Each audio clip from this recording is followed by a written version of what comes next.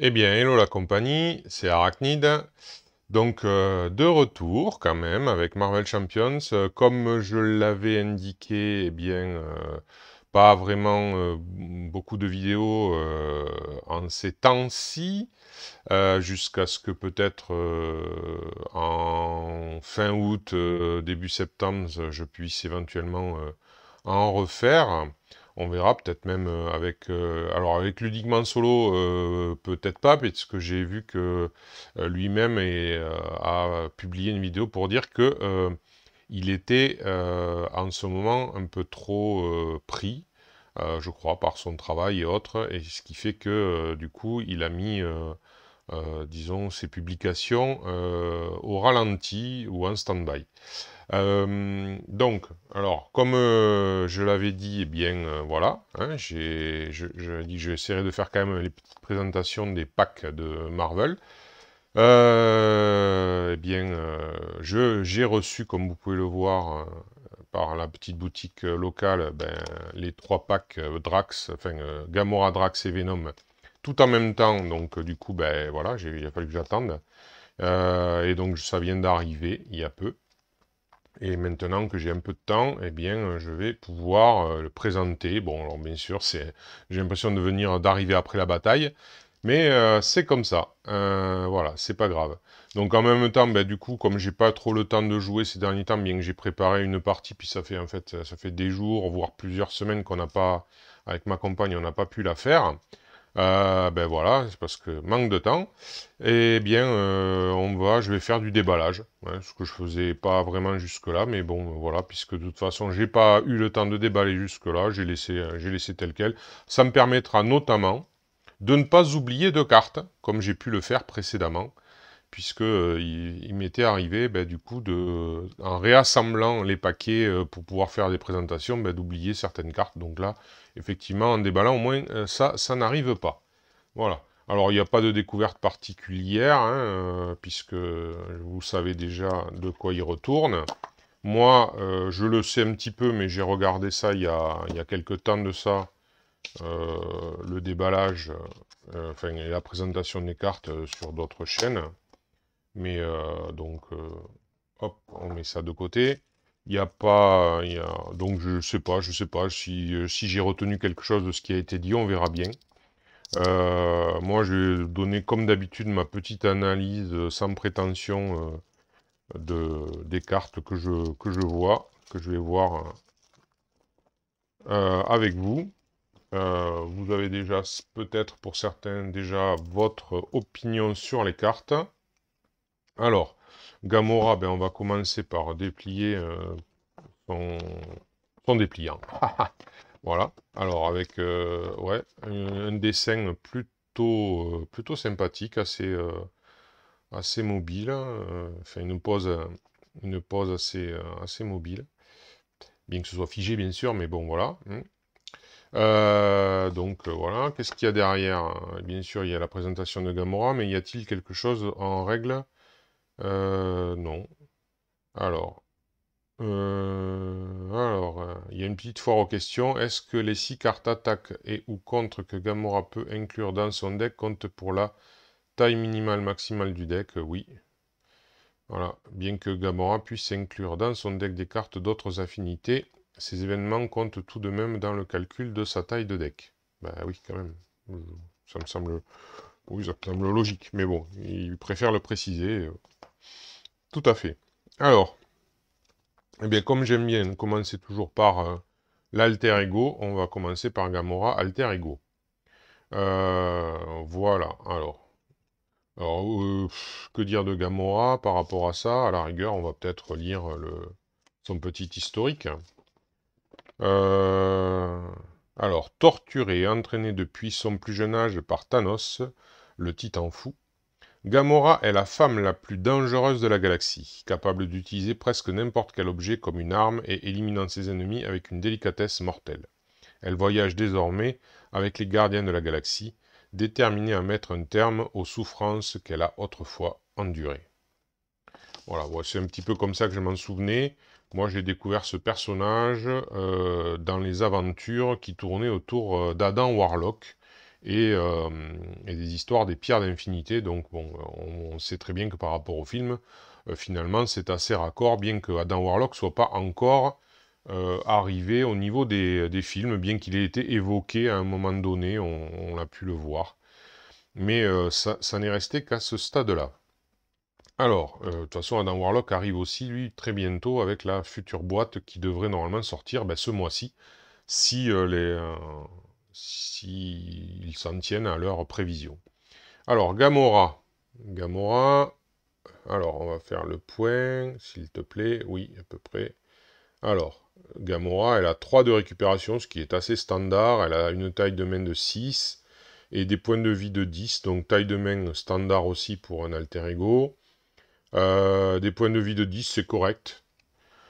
Alors, elle est hors la loi.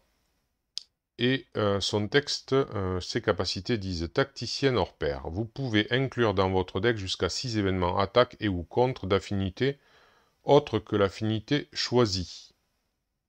D'accord, donc voilà.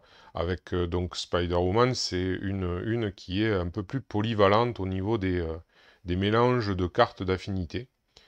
Donc ça peut effectivement là ça peut donner des combinaisons assez intéressantes, mais aussi pas mal de casse-tête, parce que du coup, bon après il y en a qui aiment, hein, bien sûr.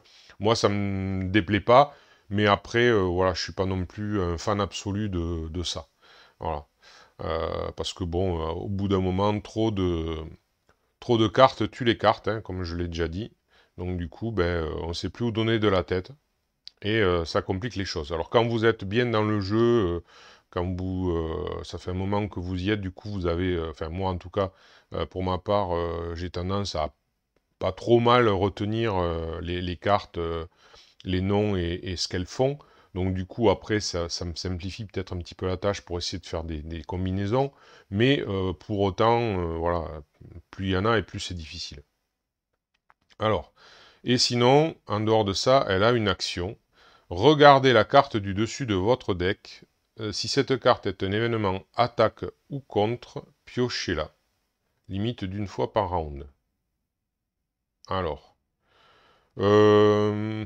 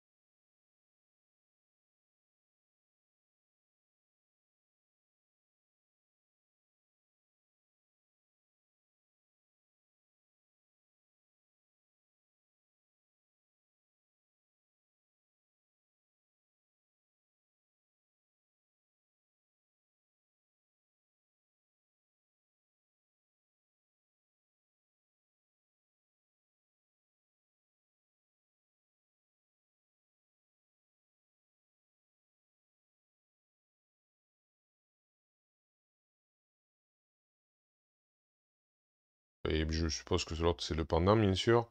Donc précision, réponse, après que vous avez joué un événement contre, infliger un dégât à un ennemi. Donc limite une fois par phase, ouais, limite une fois par phase. D'accord. Ah ouais. Donc du coup, ça permet quand même éventuellement de le jouer aussi pendant la phase du vilain. Donc là, on sera plutôt avec des événements enfin, en réaction. Donc des événements en réaction, ça c'est plutôt pour la protection, j'imagine. Voilà. Mais donc du coup, oui, effectivement, franchement, c'est plutôt bien hein, quand même.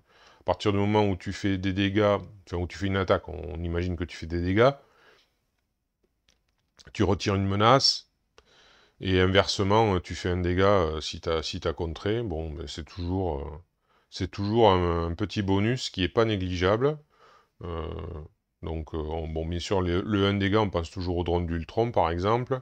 Mais une menace, ben, ça permet de contrôler un peu l'avancée des manigances. Donc, ouais, donc il n'y a rien à dire là-dessus. Elle est efficace, surtout qu'elle est 2-2-2, donc elle est polyvalente. Donc, bon, voilà quoi. Ça veut dire que ce tour-ci, un tour par exemple, je vais dire, tu vas contrer de 2, tu fais un événement attaque, tu enlèves 1. Ben, si tu avais ce qui arrive assez souvent, une manigance annexe avec 3 dessus, ben boum, voilà, tu t'en sépares, quoi.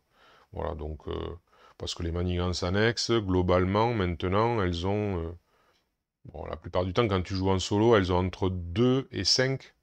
Ouais. Elles ont entre 2 et 5, mais la plupart du temps, elles ont 3, je dirais. Ouais. Il y en a beaucoup qui ont 3 quand même quand tu les mets et que tu joues en solo. Donc, voilà, ça correspond à une efficacité certaine. Alors, ensuite, eh bien, nous avons son allié, donc signature, on va dire, Nebula. Allez, Nebula. Alors, voilà Nebula. Alors, Nebula, un allié qui coûte 2. Donc pas cher quand même. Donc 2 points de vie remarquez. Mais quand même 2 de contre, 2 d'attaque avec un dégât consécutif, c'est pas dégueu.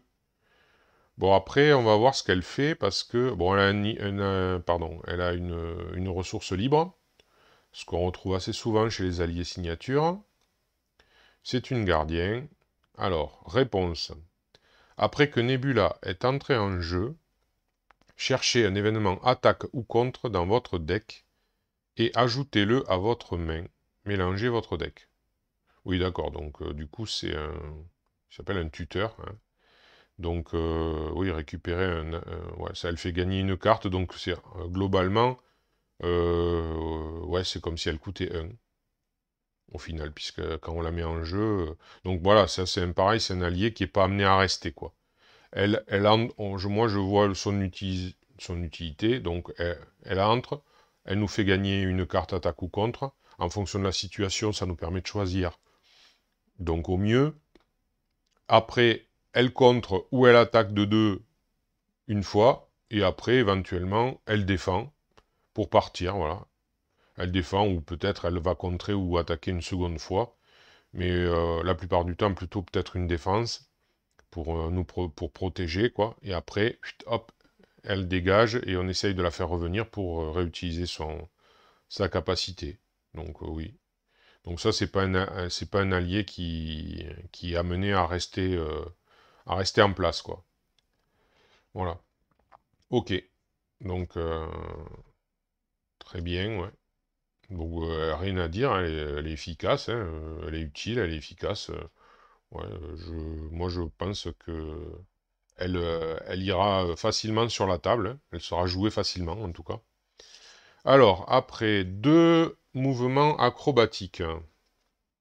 Donc, c'est un événement, hein. Hop, alors, mouvement acrobatique, voilà. Donc, un événement qui coûte 0, avec une icône de ressources énergie. Alors, c'est une attaque, un événement. Donc, attaque, action de héros, par contre, attention, attaque, infliger 2 dégâts à un ennemi. Ouais, ben pour 0, 2 dégâts, c'est plutôt bien, hein. Si vous me connaissiez aussi bien que vous le prétendez, vous ne m'auriez jamais attaqué. Ok. Donc, ouais. 0 pour 2 dégâts, que demande le peuple, hein, voilà. Habituellement, un Haymaker, c'est 2 pour 3 dégâts. Donc là, c'est globalement, donc coût réel de 3, hein, bien sûr, hein, 2 pour 3 dégâts, c'est coût réel de 3, 3 cartes qui s'en vont pour faire 3 dégâts, alors que là, pour 0, vous faites 2 dégâts, quoi. Une carte qui s'en va pour 2 dégâts. Donc là, rien à dire.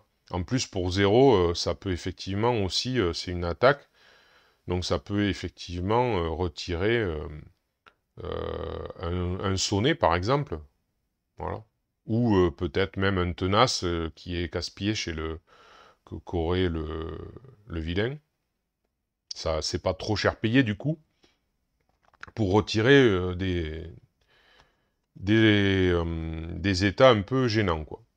Bon, donc ouais, très bien.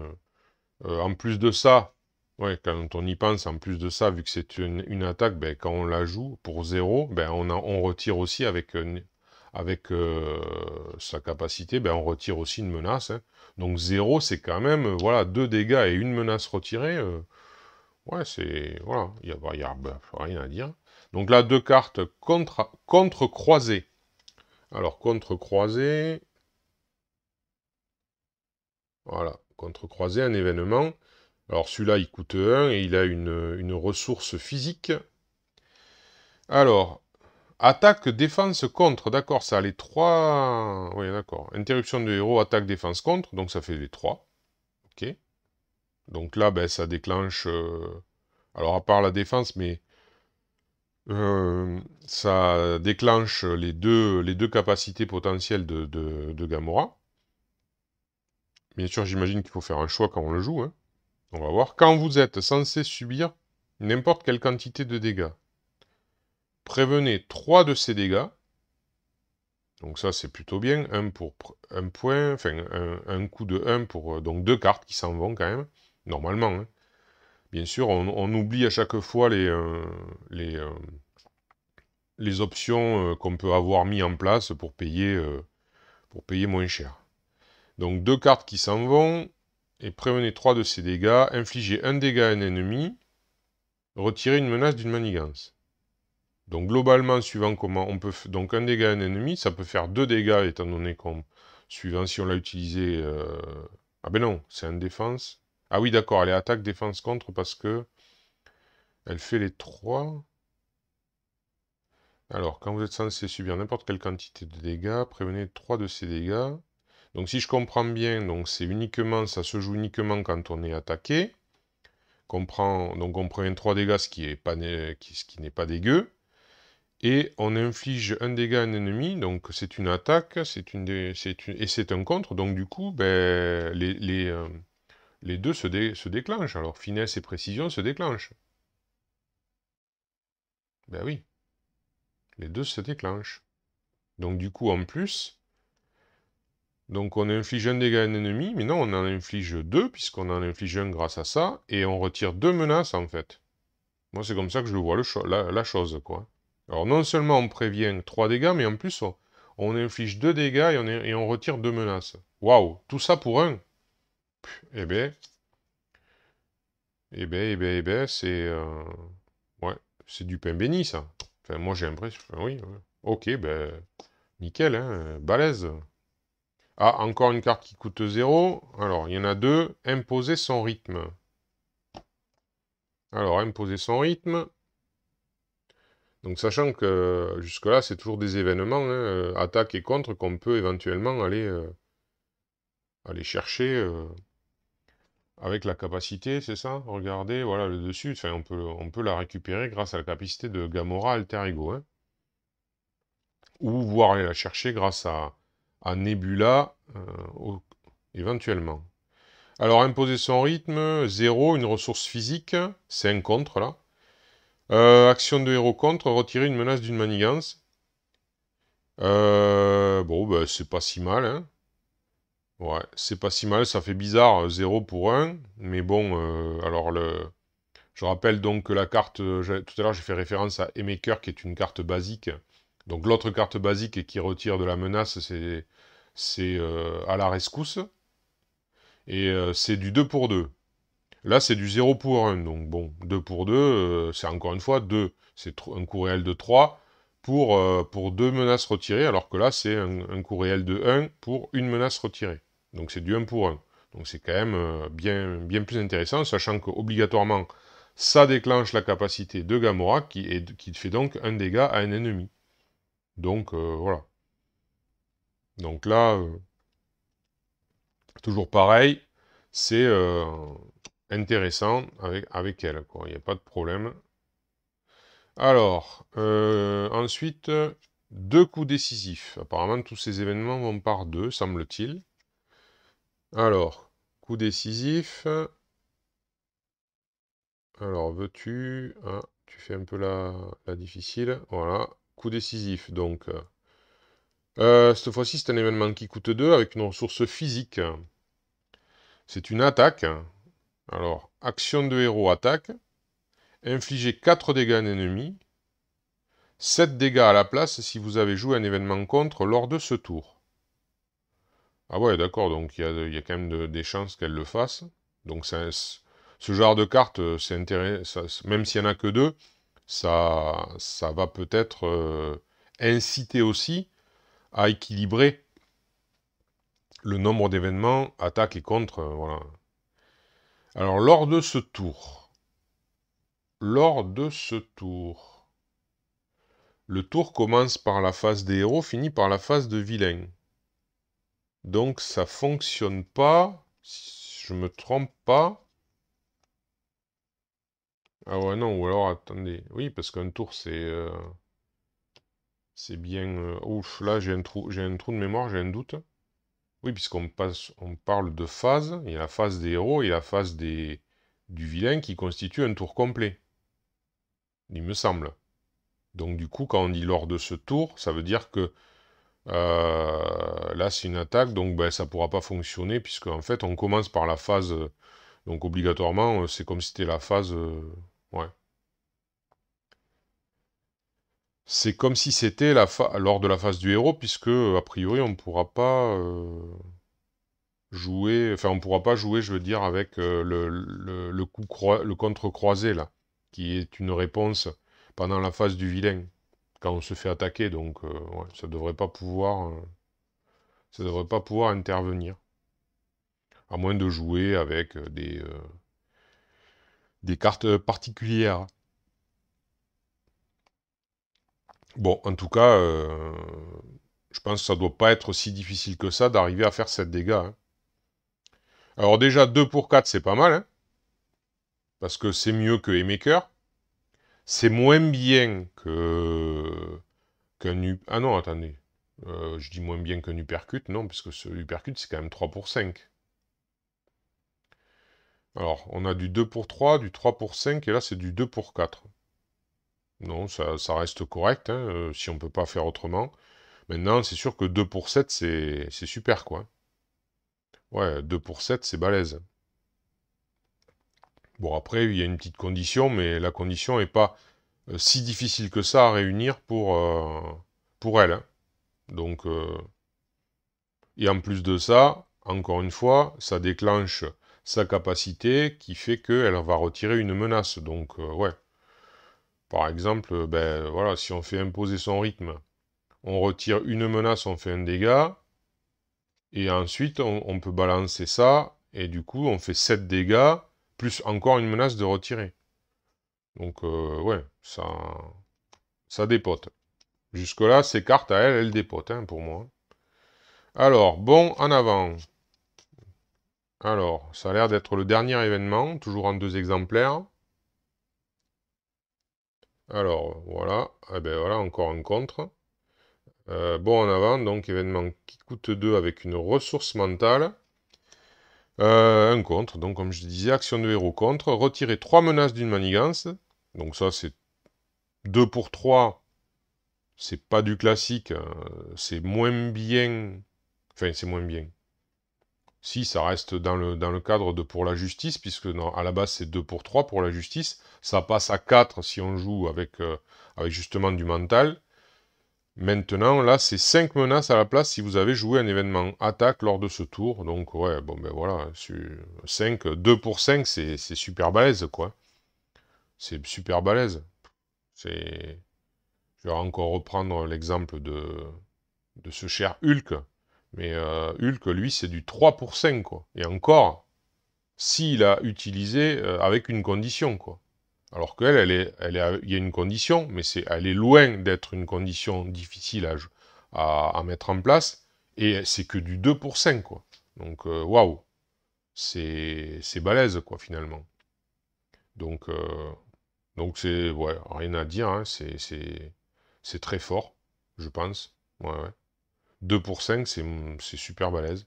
Bon, mais sur 2 pour 5, ouais, sachant que, comme je l'ai dit tout à l'heure, les manigances annexes vont globalement de 2 à 5 la plupart du temps, quand on est, surtout, enfin, quand on joue en solitaire. Et on voit quand même beaucoup plus de manigances annexes à 5 ces derniers temps. Voilà, puisqu'elles arrivent souvent avec, voilà, avec 5 jetons menaces d'entrée. Donc c'est vrai que là, bah, du coup, ça l'élimine d'un coup. Donc là, pas de problème, hein. Encore une carte super balèze. Enfin, ouais. Qui déclenche en plus, bah, toujours pareil, sa capacité de faire un dégât. Hein. Donc on crache pas dessus. Alors, là, c'est une carte unique, soutien, salle de sport. Alors, salle de sport, voilà, avec une ressource mentale qui coûte 1, donc un soutien qui coûte 1, généralement, hein, un lieu, c'est pas mal. Hein. Alors, action d'alter ego, ah, d'accord, c'est pendant qu'elle est alter ego, elle s'entraîne. Inclinez la salle de sport, renvoyez dans votre main l'événement attaque ou contre le plus proche de la base de votre pile de défausse, soignez un dégât de Gamora. Bon, ouais. Soigner un dégât de Gamora, ça me fait penser à l'appartement de Steve. Qui permet de se soigner et de piocher. Et là, ben, en fait, voilà, elle ramène, pareil, c'est de la, entre guillemets, de la pioche, elle ramène une carte événement, la plus proche de sa pile de défausse, donc, bon, ben, voilà, encore une fois, hein. Si c'est pas utile, ça servira de ressource, donc dans tous les cas de figure, c'est rarement inutile, hein, voilà. C'est rarement inutile, c'est toujours pareil, hein, ça dépend dans quel tempo vous jouez, mais ouais, c'est super, quoi. Honnêtement, hein, salle de sport, si je peux la mettre, je la mets d'entrée, quoi. Ouais. Enfin, d'entrée, je veux dire, je la mets, vu que pour un, ça va, c'est pas... par rapport au bénéfice, après, le soin plus la pioche, entre guillemets, donc, ouais. Tiens, la récup. Il n'y a rien à dire. Donc ça veut dire que quand elle est alter ego avec ça, elle peut se récupérer, du coup, potentiellement deux cartes, quoi. Donc après... Ah, un instant, je vais mettre en pause pour le téléphone. Bien, reprenons. Après cette coupure, qui pour vous aura été instantanée, je pense. Alors, donc, la salle de sport, c'est fait. Ensuite, donc on a une amélioration en 2 exemplaires, qui coûte pas cher aussi, a priori, c'est Instinct affûté. Alors, Instinct affûté, voilà. Avec une ressource énergie, c'est une compétence. Qui dit quoi? Qui dit ressource inclinée instinct affûté, générer une ressource libre pour un événement attaque ou contre. Ouais, donc voilà, voilà en plus qui coûte 1, franchement, voilà.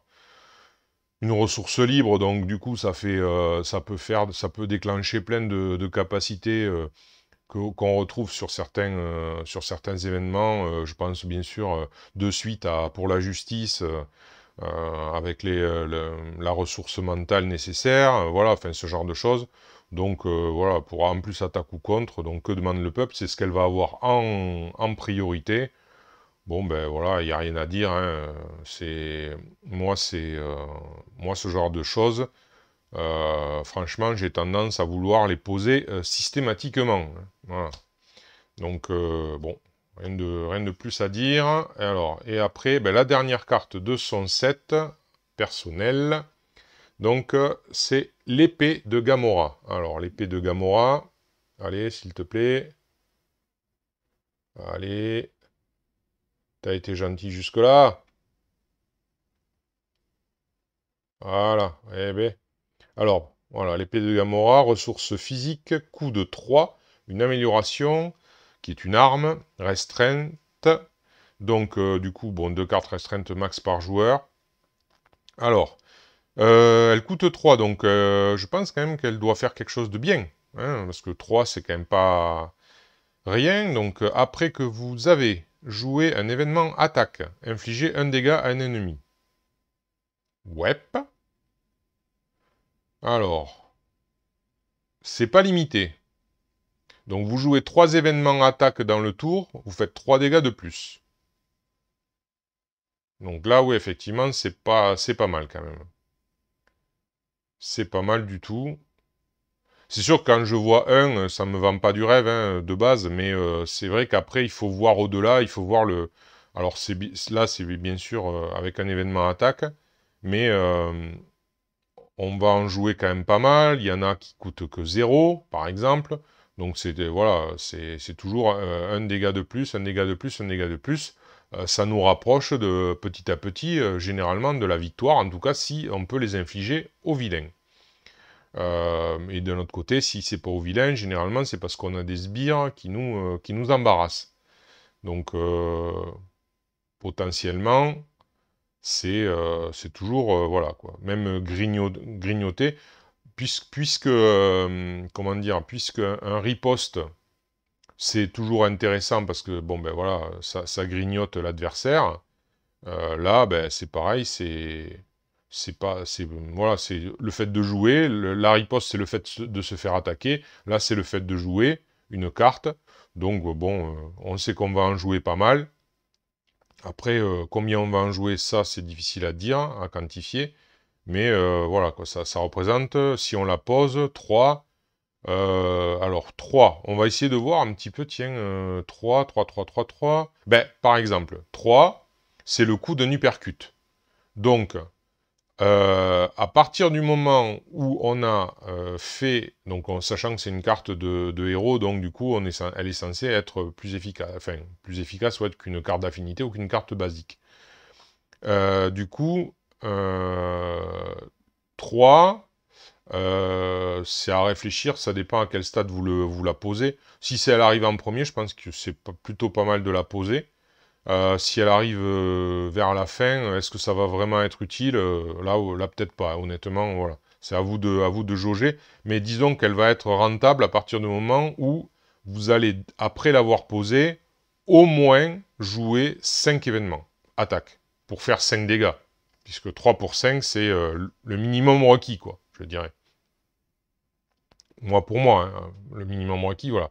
Donc c'est se dire, est-ce que par rapport au stade où j'en suis du vilain, voilà, de la partie, est-ce qu'elle va être rentabilisée? Est-ce que je vais jouer beaucoup d'événements attaque, minimum 5, voire plus? Après, au-delà de 5, après c'est tout bénef, quoi. Voilà, parce qu'après, vu qu'on l'incline pas, hein, on l'incline pas, voilà, on la joue à chaque fois, c'est bing, bing, bing, à chaque fois qu'on joue un événement attaque, donc... c'est sûr que c'est fort. Mais après, juste le petit bémol, on va dire, c'est de se dire, attention, si c'est vers la fin, est-ce bien utile de sacrifier, voilà, 4 cartes, donc, du coup, puisque c'est un coût réel de 4, pour un petit dégât par-ci, un petit dégât par-là, après, voilà, c'est juste voir. Bon, donc, honnêtement, pour l'instant, son set personnel, il est balèze. Clairement balèze. Hein. Donc, Gamora, elle est... moi, j'ai l'impression comme ça qu'elle est très forte. Alors, maintenant, on va attaquer ben, les cartes. Apparemment, elle va avoir des cartes, donc, ça y est, agressivité. Après, quelques cartes, donc, protection. Quelques cartes justice. D'autres agressivité. et puis des cartes basiques, et puis le classique. Après, ce qu'on je regarde jamais, donc les obligations et tout ça. Enfin, voilà, pour pas me divulgacher, n'est-ce pas, ou me gâcher plus exactement. Et après, on aura les cartes supplémentaires. Ok, bon, alors, continuons avec un allié d'agressivité, Angela. Alors, par contre, Angela, c'est Aldrich Odin-Dottir, donc fille d'Odin. Donc, si je vois bien, c'est Aldrich, fille d'Odin. Ok. Odin-Dottir. Alors, Angela, allez, on la présente. Allez, s'il te plaît, ça y est. Depuis que je suis revenu, elle fait un peu des caprices. C'est dommage. Bon, tu ne veux pas. Bon, ben désolé. Alors, on va simplement lire. Donc, elle a une ressource mentale. Elle coûte 0. Elle a 0 de contre avec un dégât consécutif. Et elle a 2 d'attaque avec un dégât consécutif. Elle a 3 points de vie. Donc, 0 pour 3 points de vie. Mais je sens qu'il y a quelque chose. Elle est Asgard et gardien. Donc, Asgard, c'est intéressant pour Thor, éventuellement. En l'occurrence. Alors. Et gardien, ça peut être intéressant pour les gardiens, bien sûr. Réponse forcée.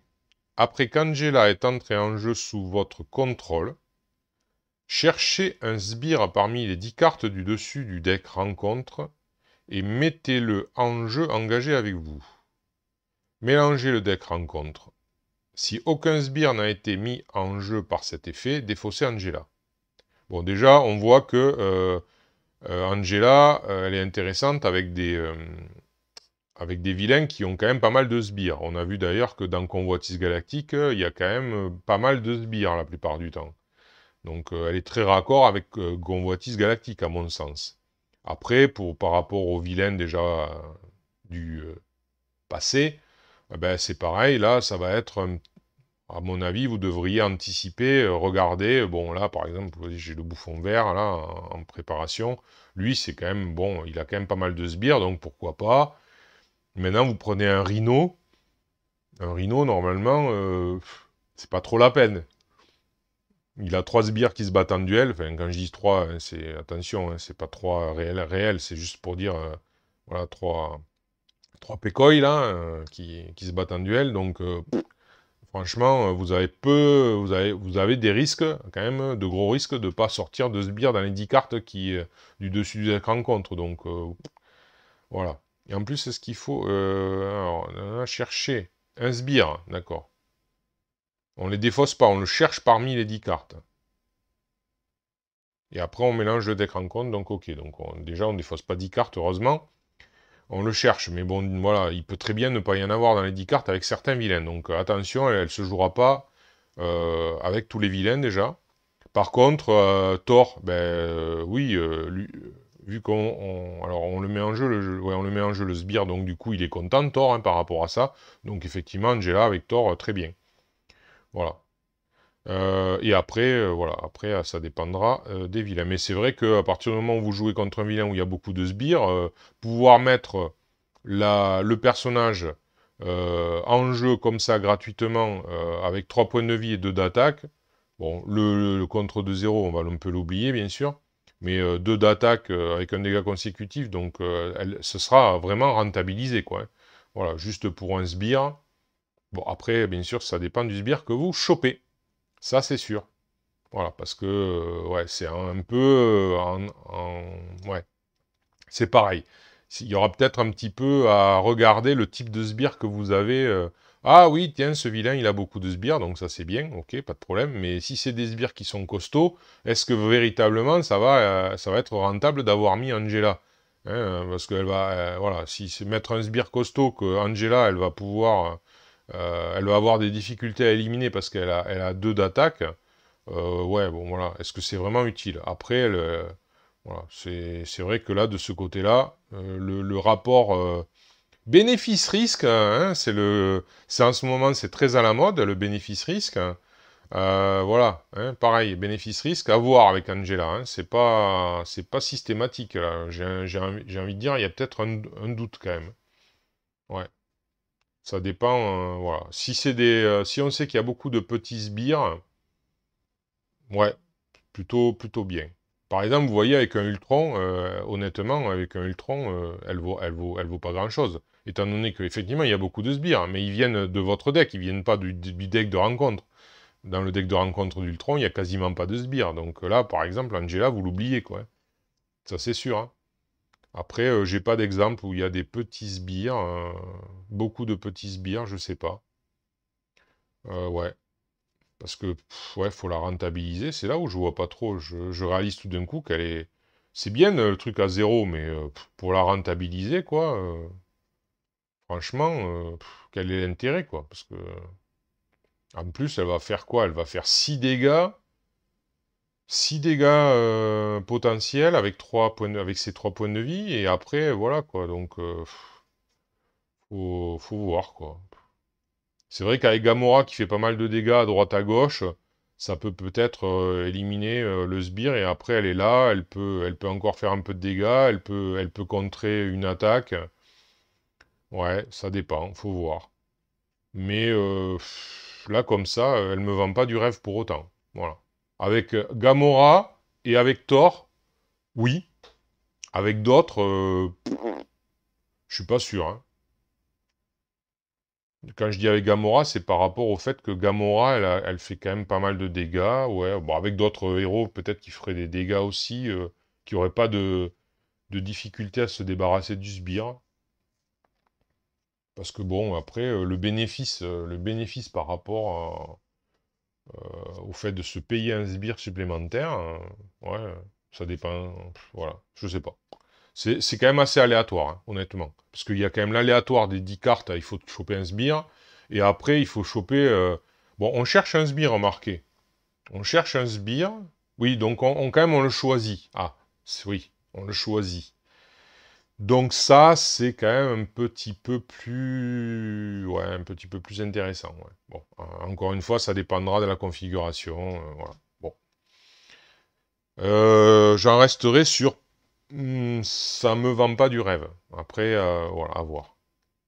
Alors, ensuite, 3 cartes. Ben, ça, c'est normal. Là, on attaque les cartes d'affinité. Donc, obligatoirement, il va y en avoir 3, à part pour les cartes uniques, comme les alliés, par exemple. Alors, cogner, c'est un événement qui coûte 2. Ah, tu fais le point, c'est bien. Alors, événement qui coûte 2, avec une ressource physique. Alors, qu'est-ce que ça nous dit? Action de héros attaque. Ok. Infliger 3 dégâts à un ennemi. Donc 2 pour 3. Là, on est sur du Haymaker. Si cette carte est la première que vous jouez lors de ce round, renvoyez-la dans votre main. Donc du coup, ça fait plus que, globalement, si on joue bien le coup, ça fait plus que du... C'est comme si, vu qu'on la remet dans sa main, soit on peut la réutiliser, soit elle nous sert de ressource. Donc globalement, c'est comme si la carte nous avait coûté que 1. Donc 1 pour 3, là c'est plutôt bien. Ouais. 1 pour 3, ouais, c'est bien.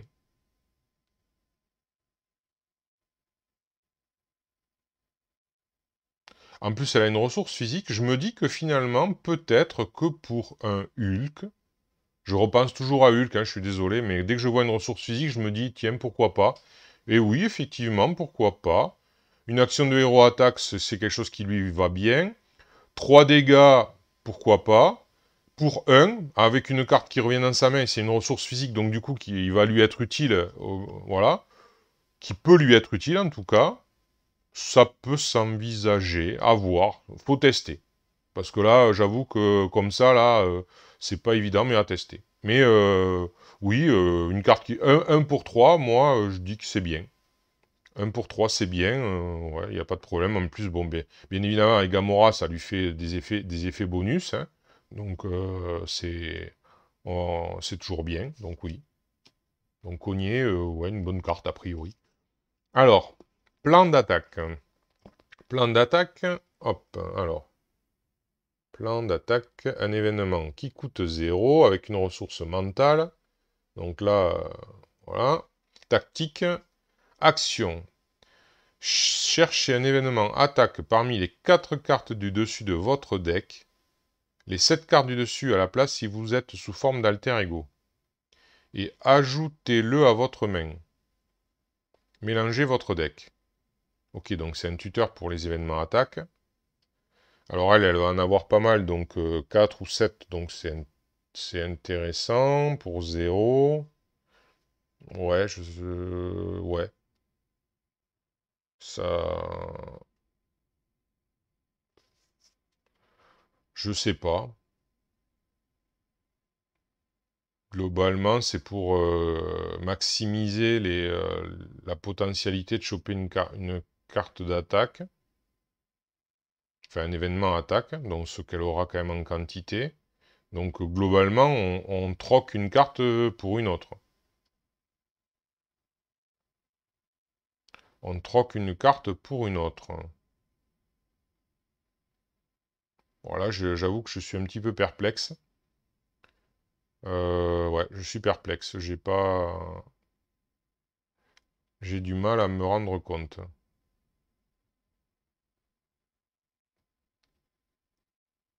Ouais, j'avoue que là, j'ai pas de réflexion. Je suis pas, tout ce qui est tuteur, tout ça, j'ai pas vraiment d'expérience, donc je suis pas le mieux placé certainement pour en parler. J'ai crois me souvenir que ça leur a pas vendu du rêve à ceux qui ont vu les cartes. Je saurais pas dire, par contre, je saurais pas dire pourquoi. Donc, ouais. Une carte pour une carte, bon, ça peut être intéressant malgré tout pour aller chercher, ouais.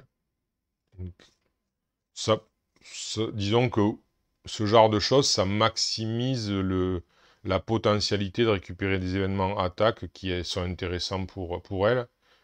De notre côté, ça fait rien d'autre, hein.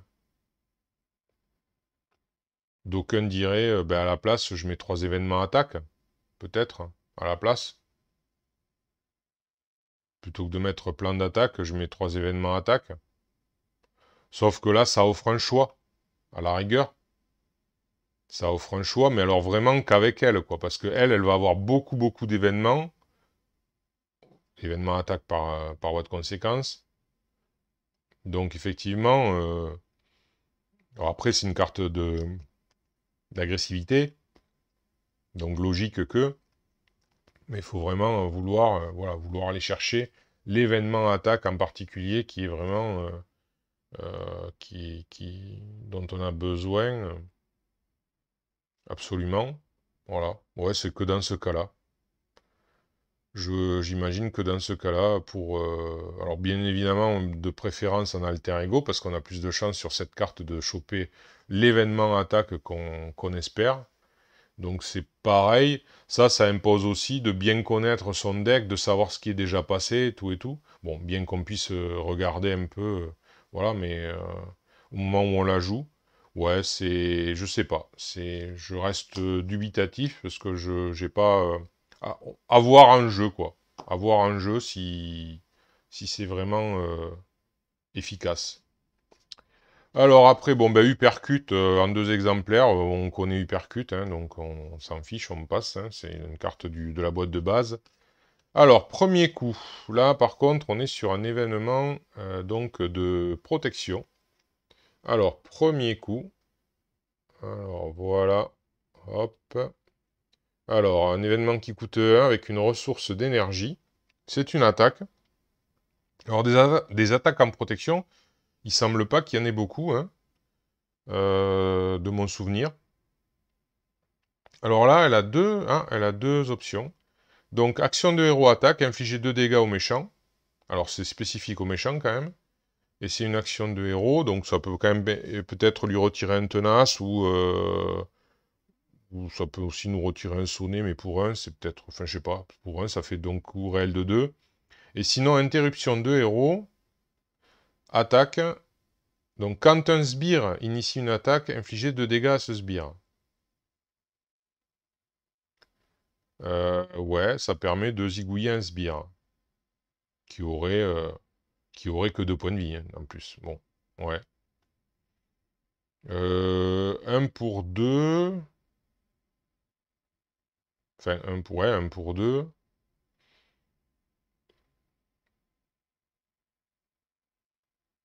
C'est pas Gégène. Enfin, je sais pas. Comme ça, ça me... Alors, c'est un événement attaque, bien sûr, en protection, donc ouais. Mais je sais pas, là, c'est pareil. J'ai du mal à voir une efficacité vraiment importante. Parce que c'est un événement, de toute façon, donc voilà, ça fait partir, donc... alors, ça fait 2 cartes qui s'en vont pour faire 2 dégâts. C'est quand même pas mirobolant.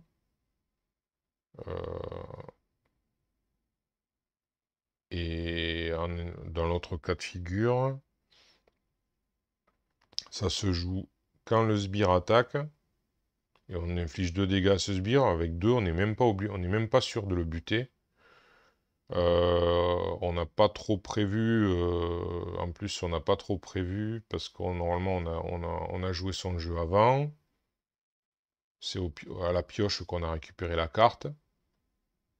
Donc il faudrait avoir prévu d'avoir laissé que 1, par exemple là, ben, on prend l'esclave bouffon, il a 3 points de vie, donc 2 ça le tue pas. Il faudrait donc déjà avoir fait 1 dégât.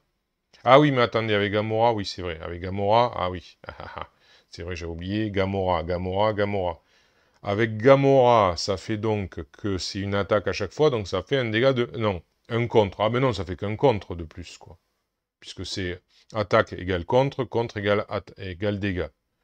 Donc là, ça fait que un contre de... Enfin, ouais, une menace qui est retirée, quoi. Ouais. Donc, c'est ce que je disais, il faut avoir anticipé le dégât, voilà, sur l'esclave bouffon, par exemple, pour pouvoir l'éliminer. Non, ça... Enfin, comme ça, j'avoue que je suis pas séduit, hein. Alors, ensuite... Retenir l'ennemi, un événement de justice donc, qui coûte 2, avec une ressource mentale. Alors, retenir l'ennemi, c'est un contre, donc action de héros contre. En justice, il fallait un petit peu s'y attendre. Donc, retirer 3 menaces de la manigance principale, donc ça c'est ciblé. Si cette carte est la première que vous jouez lors de ce round, renvoyez-la dans votre main. Ah ben c'est le pendant de l'autre à l'attaque, hein, qui était pas si mal d'ailleurs. Parce que c'est comme si ça coûtait 3 menaces pour 1, quoi. 1 pour 3, c'est plutôt bien quand même, hein. Même si c'est par contre, bon, c'est de la manigance principale, mais bon, c'est sûr que si vous avez une manigance annexe avec l'icône de... c'est crise? Ouais, c'est crise, c'est ça, ouais. Oui, oui, on est obligé de la... Bon, là, c'est vrai que là, ça... c'est un peu gênant, mais bon, après, des manigances annexes avec des icônes de crise, il n'y en a pas non plus des 1000 et des 100, hein, attention. Ça se... Voilà. Donc, ouais. 1 pour 3, franchement. En plus, après, on récupère. On la récupère. Pardon, je baille un peu. On la récupère. Ouais, on peut la réutiliser pour autre chose. Donc, enfin, ça m'étonnerait qu'on la réutilise souvent pour refaire un contre sur la manigance principale, parce que ça voudrait dire qu'elle est bien montée quand même, parce que, enfin, encore une fois, je parle en solo, après en multi ça peut être différent, mais en solo, voilà, retirer 3 menaces, une fois qu'on a retiré 3, en re-retirer 3 derrière, ça veut dire qu'elle était vraiment montée très haut, quoi. Donc c'est souvent risqué. Mais bon, ça peut arriver, hein, mais c'est la situation, voilà. Donc non, celle-là plutôt bien, hein. Moi, là, il n'y a pas y a pas de problème. Alors là, bon, ben, entraînement au combat, on connaît, on s'en fiche. Donc celle-là, non. Par contre, déicide. Déicide, apparemment, c'est une arme. Alors, déicide, allez, hop, voilà, une arme restreinte, qui coûte 3, ouh, avec une icône mentale. Elle coûte comme l'arme de Gamora, voilà. Alors, elle est chère. Interruption de héros. Quand votre héros effectue une attaque de base contre un ennemi unique. Ouais, donc... ouais. Donc en l'occurrence, par exemple, pas un esclave bouffon qui n'est pas un ennemi unique. Le bouffon vert, oui, est un ennemi unique. Inclinez déicide, donc elle s'incline celle-là. Votre héros gagne plus 2 d'attaque pour cette attaque.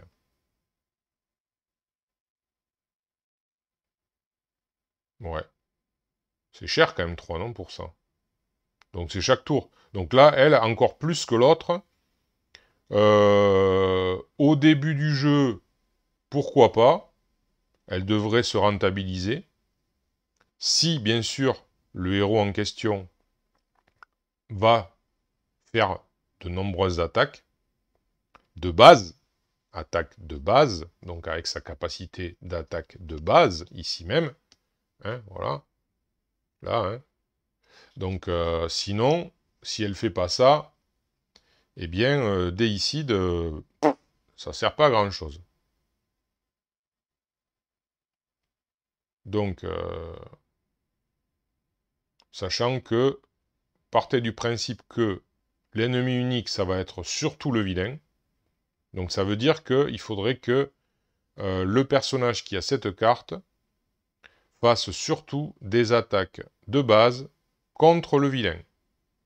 Et donc, une fois par tour, donc là, en fait, pareil, hein, par rapport au coup de 3, elle est rentable à partir du moment où, puisque c'est plus 2 d'attaque, c'est comme si elle faisait 2 dégâts, donc du coup, elle devient rentable à partir du moment où elle a fait, je dirais, au moins, elle a servi au moins 3 fois. Voilà. Il faut qu'elle serve au moins 3 fois pour être rentabilisée. Donc, il faut donc, à prendre en compte quand on la place, de se dire approximativement combien il reste de tours. Parce que du coup, est-ce que c'est vraiment intéressant de la mettre quand il reste peu de tours et qu'on n'a peut-être pas beaucoup de chances de l'utiliser, quoi. Voilà. Donc ça c'est à voir. Mais ouais, voilà. Ça dépend à quel moment vous allez la jouer. Mais elle est pas extraordinaire quand même, non. Elle est peut-être bien avec Gamora, d'une certaine manière, étant donné que, bon, Gamora va pouvoir va contrer, on va dire, assez aisément, donc elle aura peut-être pas besoin de beaucoup utiliser son contre de base, voilà, de 2. Elle aura peut-être pas besoin d'utiliser beaucoup son contre de base, donc du coup, elle aura peut-être plutôt tendance à faire des attaques de base, donc dans ces cas-là, ça va être intéressant. Après, ouais, après, faut voir avec quel héros. Faut jauger du héros qui va utiliser avec plus de facilité son attaque de base. Voilà. Par exemple, prenons, je vais prendre un exemple extrême.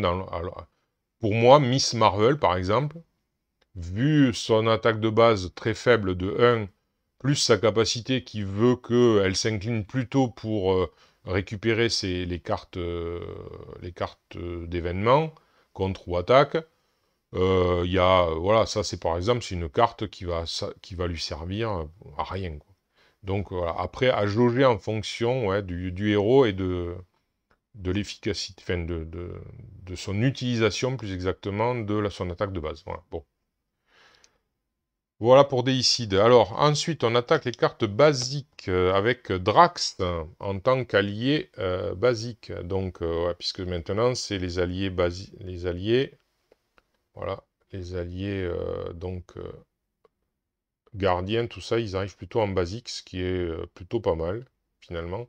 Alors, Drax, un coup de 3, donc, pour 4 points de vie, quand même. Alors, une ressource physique, ouais, c'est assez normal. Un de contre, ça me semble logique, hein. C'est pas sa tasse de thé. Voire même, il aurait pu avoir 0 lui aussi, hein, parce que, enfin, il n'est pas très fut-fut le monsieur, hein. En tout cas, voilà, je sais pas comment a été son évolution dans les comics, mais à la base, mais c'était un benet total, quoi. À l'origine, il était idiot, mais idiot, de chez idiot. Donc du coup, 0 en contre, voilà. Pour moi, il était même plus idiot que Hulk, hein. Donc Hulk, il est pas si idiot que ça, quoi. Hein, il est assez brut de décoffrage, mais il est pas si idiot que ça. Surtout qu'en plus, il a eu d'autres versions où il était très intelligent. Mais puisqu'il avait l'intelligence de Banner. Mais ça, c'est encore une autre histoire. Mais voilà, Drax, il était idiot de chez idiot, donc bon. Là, il est un peu moins idiot dans sa version, on va dire, cinématographique. Peut-être qu'il a évolué dans les comics aussi et qu'il est un peu moins con. Donc voilà, donc peut-être voilà pourquoi son 1 de contre. Alors 3 d'attaque, ouais, bon ben ouais, alors il est balèze, hein, ça c'est normal. Alors toujours un dégât consécutif pour les deux, donc c'est un gardien. Alors donc un potentiel du coup de 4 de contre avec ses 4 points de vie et de 4 x 3, 12 d'attaque en potentiel. Donc 3, 4, pour l'instant c'est pas mal. Donc jouez cette carte uniquement si votre identité a le trait gardien. Ouais, ça on retrouve ça pas mal chez les gardiens. Drax ne peut pas attaquer les sbires. Ah, d'accord. Donc plutôt un personnage qui va être utile avec des vilains qui n'ont pas trop de sbires, du coup. Voilà. Donc là, alors finalement, lui, il se marie peut-être pas super bien avec Angela, d'une certaine manière. Mais, ou alors, on peut dire si, puisque Angela... Enfin, ben non, non, non, non, non, je dis une connerie, non. Parce qu'Angela va faire venir un sbire, mais elle n'est pas trop capable obligatoirement de s'en débarrasser. Et à contrario, si Drax est là, ben lui non plus, il n'en est pas capable, puisqu'il ça l'intéresse pas. Lui, il s'intéresse qu'aux vilains, lui, il est exclusif.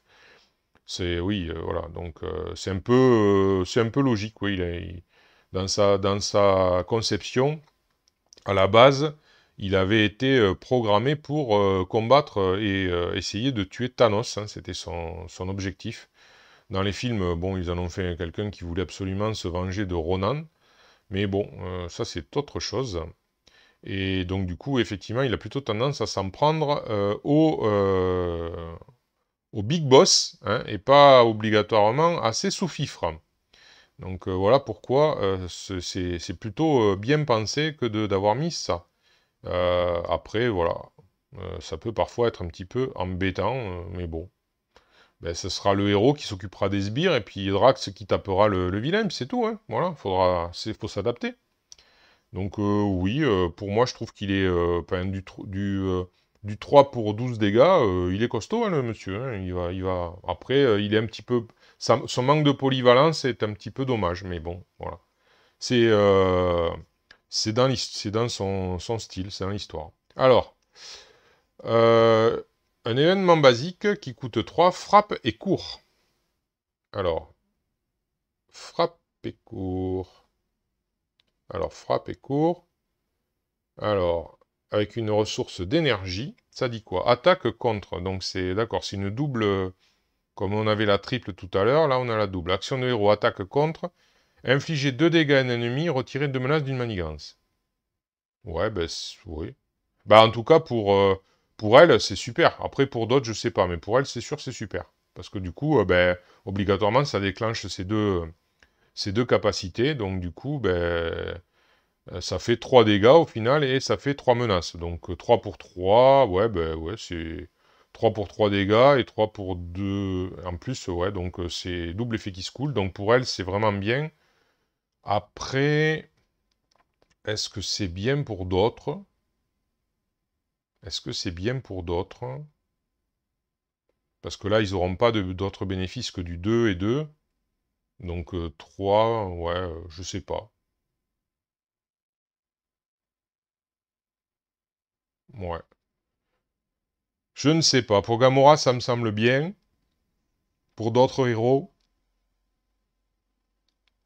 j'en ai pas trop qui me viennent en tête à qui ça pourrait être vraiment bénéfique.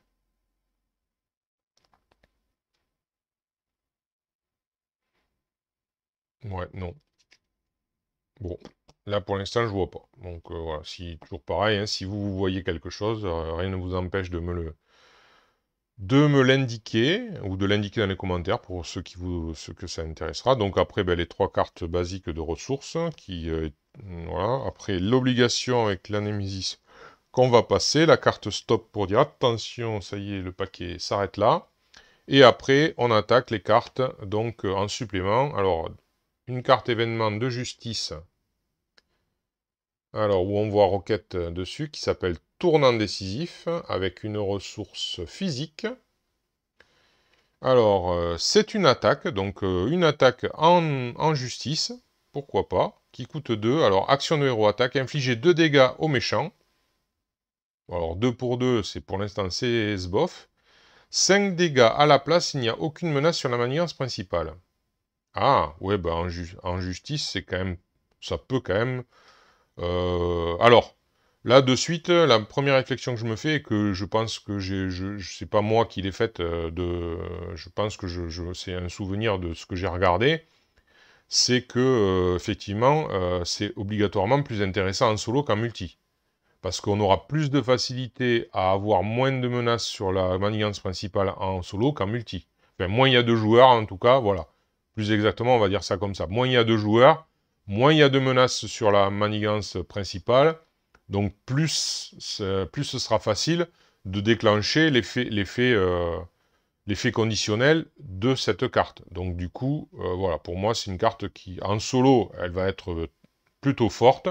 En multi, voilà, peut-être à 2, mais après, au-delà, 3 ou 4, à 2, ça peut encore s'envisager.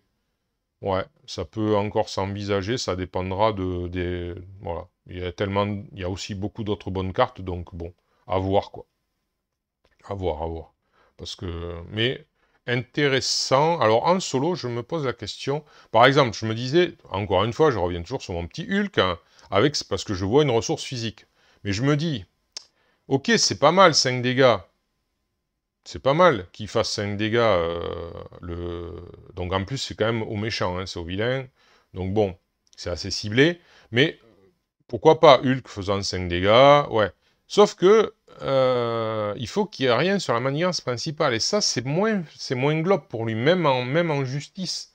C'est pas si facile que ça à faire pour Hulk en justice que d'avoir 0 sur la manigance principale. Parce que là, ça va dépendre non pas de sa capacité à lui à contrer, puisqu'elle est, on le sait, nulle, mais plutôt des cartes que vous avez en main. Donc il va falloir absolument que cette carte soit dans votre main avec une carte qui permet de contrer, de retirer la manigance totalement, voilà, et après de pouvoir jouer en plus celle-là, sachant que lui, de toute façon, il a très peu de cartes dans la main. Donc c'est quand même, je crois que non. Honnêtement, j'y crois pas. Voilà. Alors peut-être certains me démontreront le contraire, mais vu comme ça, j'y crois pas. Voilà, ça fait beaucoup trop de conditionnels pour qu'elle soit intéressante pour Hulk, malgré la ressource physique. Voilà. Bon. Après, pour d'autres, encore une fois, moins il y aura de joueurs, plus elle prendra des sorts, cette carte. Et effectivement, une attaque en justice, c'est pas dégueu. Ensuite, on a du commandement, toujours... Ah non, c'est une amélioration, tiens. Une amélioration en commandement. Allez, s'il te plaît, fais-le. Un objet tech, donc ça, c'est quelque chose qui va intéresser potentiellement Monsieur Stark et Monsieur Rocket. Alors, ressources mentales, ça s'appelle un plan de communication, ça coûte que 1. Ça s'attache à un gardier,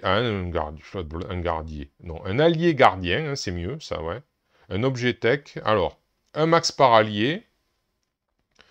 Donc, l'allié attaché gagne plus un contre et plus un point de vie. Ah, c'est pas mal, ça. Plus un contre et plus un point de vie, c'est pas dégueu. Alors, par contre, ouais, alors pour Rocket, pourquoi pas, mais plutôt pour Tony Stark, hein, bien que ce soit... Ouais, non, non, je dis une connerie. Enfin, je dis pas une connerie, mais disons que Tony Stark avec Zali Gardien, ça le fait moyen, quoi. Euh... Pop, pop, pop, ouais. Star-Lord, peut-être, hein, Star-Lord, bien que l'objet tech, c'est pas ça qui va trop l'intéresser, bien que ce soit lui qu'on voit là, hein, quand même, sur le dessin. Donc, ouais, plus un contre et plus un point de vie, c'est pas négligeable. Sur un gardien, faut voir. Ouais.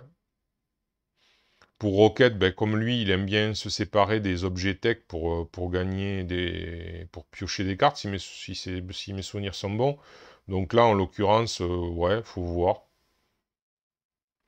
Disons que, ouais, t'as payé un, après tu t'en débarrasses, tu utilises ton allié au maximum, après t'enlèves ça, cette carte pour piocher 2 cartes, et puis après tu sacrifies l'allié ouais, disons, pour protéger Rocket, oui, éventuellement, encore. Bien que Rocket et le commandement, je pense pas que ce soit sa meilleure affinité, hein. Mais oui, bon, ok, pourquoi pas. Bon, pour Tony Stark, encore une fois, pour Iron Man, ouais, non, finalement, non. C'est sûr, c'est une carte tech en place qui peut permettre de piocher un peu plus pour lui, mais disons que il faut que ce soit un allié gardien, donc bon. Bon, je suis pas sûr que ce soit trop ce qu'il aura avec lui, enfin, avec ma façon de jouer. Ensuite, véritable courage. Donc là, on est en protection. Alors, hop. Allez, tu veux pas?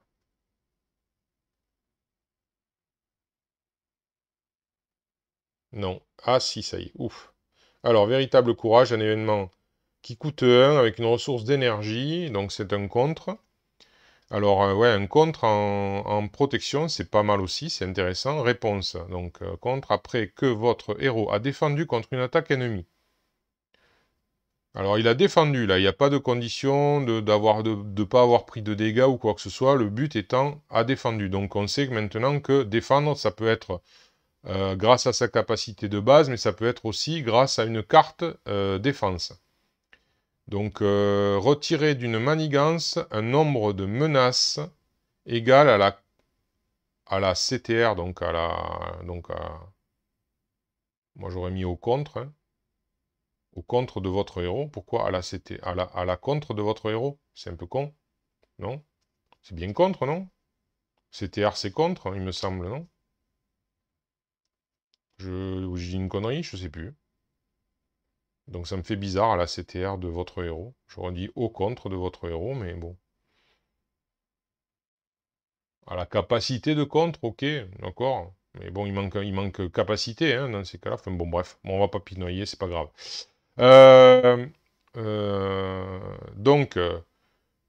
oui, donc ben voilà, sur certains héros qui ont très peu en contre, c'est ce bof. Hein.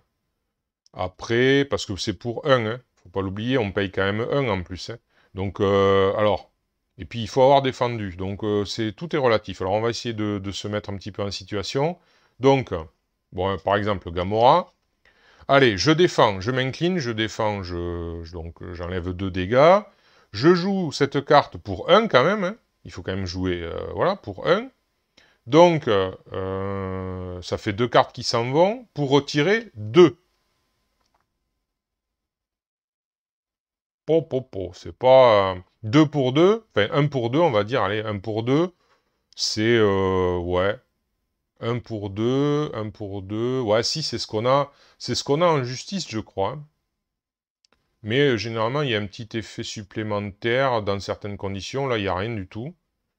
Après, après si par contre, on met cette carte lorsqu'elle est en justice de base, et que on a pu améliorer son contre, par exemple, pourquoi pas? Pourquoi pas? Mais cette carte en protection même, avec quel héros? Il faudrait un héros qui ait au moins 3 pour que... Enfin, 3, là, ça devient rentable. 2, c'est correct, mais sans plus. 2, c'est correct, sans plus. En plus, il faut avoir défendu. Alors, je dis bien, là, on est dans le cas de figure où on a fait une défense personnelle, quoi, où on a incliné Gamora ou le personnage. Donc, si c'est en ayant joué une autre carte de défense, on s'est séparé d'au moins une carte, voire de 2. La plupart du temps, c'est ça, je crois. C'est des cartes qui coûtent 0 ou 1, rarement plus. Donc, du coup, ça veut dire que votre main, alors vous avez perdu si vous jouez ça, bien sûr, vous perdez entre 3 et 4 cartes dans votre main. 3 et 4 cartes qui se barrent. Donc, globalement, comme vous êtes alors, c'est réponse contre. Donc, on peut la jouer aussi en alter ego. Ah non, non, non, non, non, non. Non, non, non, non. Grosse connerie de ma part. Après que votre héros a défendu. Donc, du coup, c'est qu'un héros. Oui, puis en plus de ça, on peut défendre qu'un héros. Je suis con. Je dis une connerie. Donc, oui. Donc, du coup, ça veut dire qu'on aura globalement tout le temps, enfin, en moyenne, une taille de main de 5. Donc, globalement, vous avez joué ça. Il vous reste entre une et deux cartes dans la main pour jouer votre tour suivant.